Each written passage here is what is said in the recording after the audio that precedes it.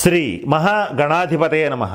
ఈరోజు మనం 2024 సంవత్సరం అక్టోబర్ నెల మాస ఫలాల్లో భాగంగా మీనరాశి వారికి ఈ మాసం ఎలా ఉంటుందనేటువంటి అంశం గురించి కాస్త పరిశీలిద్దాం. మీనరాశి అనగానే పూర్వభద్ర నక్షత్రం 4వ పాదం, ఉత్తరభద్ర నక్షత్రం 1, 2, 3, 4 పాదాలు, రేవతి నక్షత్రం 1, 2, 3, 4 నక్షత్ర పాదాల్లో జన్మించిన వాళ్ళందరినీ కూడా మనం మీనరాశి జాతకుల కింద పరిగణిస్తాం. ఈ మాసం గ్రహగతులను కనుక పరిశీలించినట్లయితే వృషభంలో గురుడు, మిథునంలో కుజుడు, కన్యలో రవి బుధ కేతువులు, శుక్రుడు తులారాశిలో, కుంభంలో శని, మీనరాశిలో జన్మరాశిలో రాహు సంచరించడం అనేటువంటిది జరుగుతోంది. వీటితో పాటుగా రవి కుజ బుధ శుక్రుల యొక్క స్థాన మార్పు అనేటువంటిది కూడా జరుగుతోంది.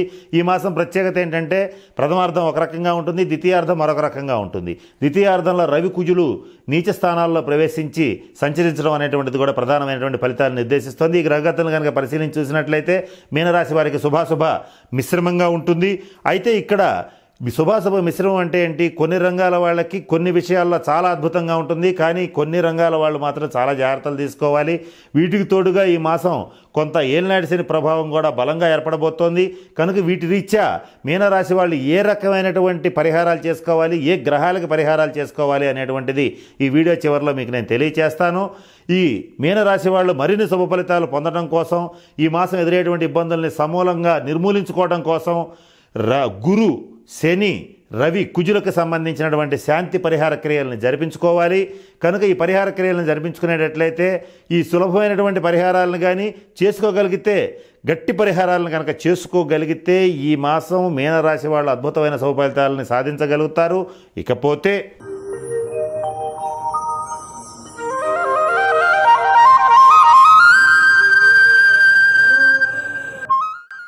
ఈ మాసంలో మీనరాశి వాళ్ళు చక్కటి ప్రణాళికతో ప్రతి పనిని ప్రారంభిస్తారు. అలాగే సమయానుకూలంగా, సమయం కంటే ముందుగానే ప్రతి పనిని కూడా పూర్తి చేయగలుగుతారు. ఈ విషయంలో మీనరాశి వాళ్ళు ప్రతి పనిలోనూ, వాళ్ళ యొక్క వృత్తిలోనూ, వాళ్ళు చేసే వ్యాపారంలోనూ ఒక అడుగు ముందే ఉండడం అనేటువంటిది జరుగుతుంది. తద్వారా మీ యొక్క క్రమశిక్షణ ఏదైతే ఉంటుందో అది అందరికీ ఆదర్శప్రాయంగా నిలబడేటువంటి పరిస్థితులు కూడా గోచరిస్తున్నాయి. అలాగే ప్రతి విషయంలోనూ చట్టం మీద, న్యాయం మీద, చేసేటువంటి వృత్తి మీద, చేసేటువంటి వ్యాపారం మీద నిబద్ధతతో ఉంటారు, నిబద్ధతతో ప్రవర్తిస్తారు.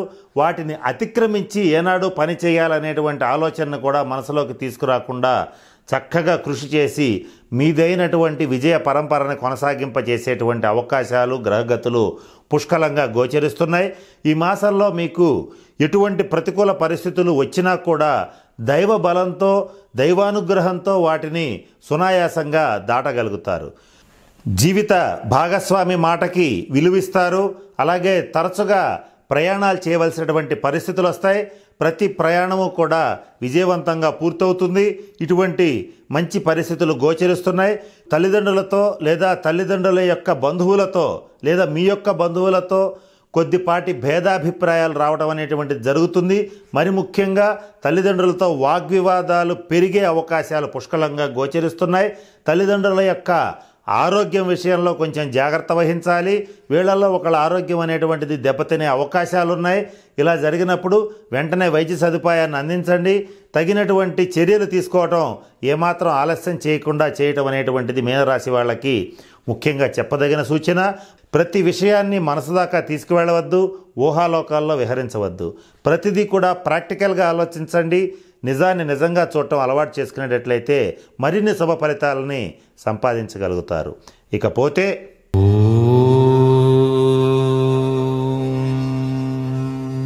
శనిగ్రహ శాంతి కొరకు మీరు పాటించవలసిన పరిహారాల గురించి ఇప్పుడు నేను తెలియజేయడానికి ప్రయత్నం చేస్తాను.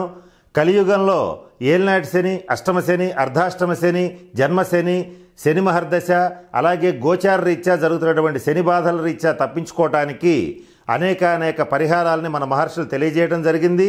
వాటిల్లో ప్రతి శనివారం నాడు శనీశ్వరుడికి తైలాభిషేకం జరిపించటం, అలాగే ప్రతి శనివారం నాడు కానీ లేదా ప్రతి ఒక 8 శనివారాల పాటు కానీ ప్రతి శనివారం పూట నువ్వులు అలాగే బెల్లం దానం ఇచ్చేటట్లయితే శనిగ్రహ శాంతి కలుగుతుంది. శనిగ్రహ జపం చేసి, శనిగ్రహ దానం చేసి, శనిగ్రహ హోమం చేసినా కూడా శనిగ్రహ శాంతి అనేటువంటిది జరుగుతుంది. ఇది అందరూ చేసుకోవడం మంచిది, అవసరం కూడా.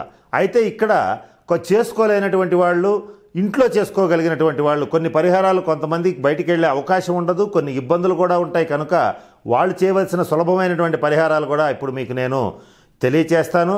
వాటిల్లో మొట్టమొదటగా కుడి చేతి మధ్య వేలికి స్టీల్ రింగ్ని ధరించండి. ఇలా ధరించేటట్లయితే శనిగ్రహ అనుగ్రహం అనేటువంటిది కలుగుతుంది. అలాగే మీ దగ్గరలో ఉన్నటువంటి అనాథులకు కానీ, వికలాంగులకి కానీ, పేదవాళ్ళకి కానీ, ప్లాట్ఫామ్ మీద పడుకునేటువంటి వాళ్ళకి కానీ నల్ల కంబళి దానం ఇవ్వడానికి ప్రయత్నం చేయండి.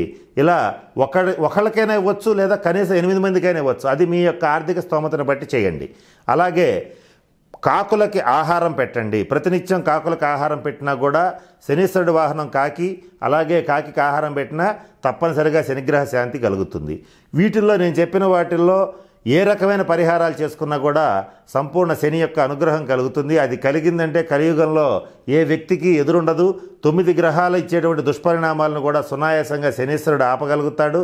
కనుక వీలైనన్ని పరిహారాలు మీకు చేతనైనంత వరకు చేసుకోండి.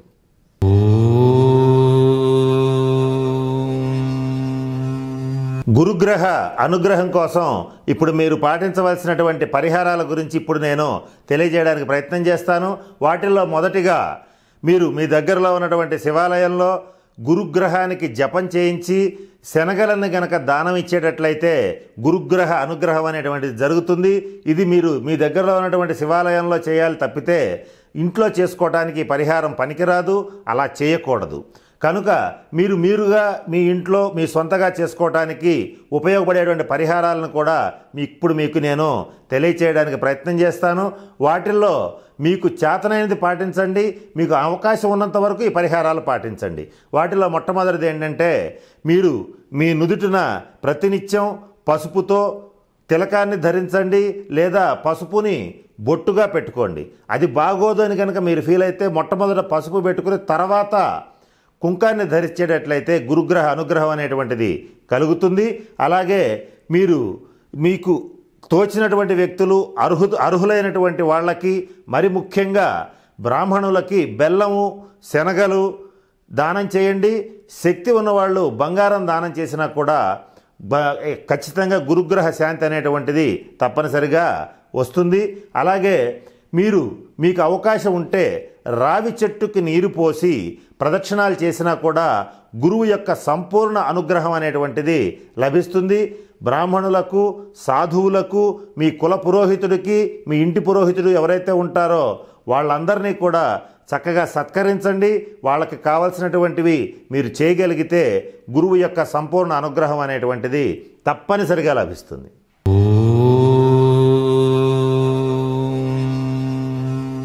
రవిగ్రహ అనుగ్రహం కోసం చేయవలసినటువంటి పరిహారాలు ఇప్పుడు తెలుసుకోవడానికి ప్రయత్నం చేద్దాం.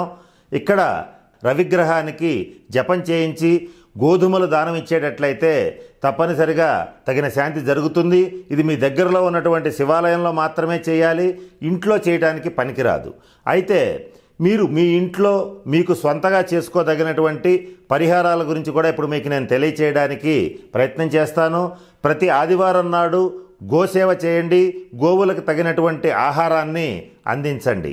మరొక ముఖ్యమైనటువంటి పరిహారం ఏమిటంటే, రాగి నాణ్యాన్ని పారేటువంటి నదిలో వేసేటట్లయితే సూర్యగ్రహ శాంతి జరుగుతుంది. సూర్యుడిచ్చేటువంటి వ్యతిరేక ఫలితాలు తగ్గుతాయి, అనుకూల ఫలితాలు పెరగడం జరుగుతుంది. కనుక నేను చెప్పినటువంటి అన్ని అంశాలను పరిశీలించి తగిన సూచనలు పాటించి తగిన పరిహారాలను చేసుకుని మీనరాశి వాళ్ళందరూ కూడా చక్కగా అష్టైశ్వర్యాలతో భోగభాగ్యాలతో ఉండాలని మనస్ఫూర్తిగా పరమేశ్వరుని ప్రార్థిస్తూ సెలవు తీసుకుంటున్నాను. స్వస్తి.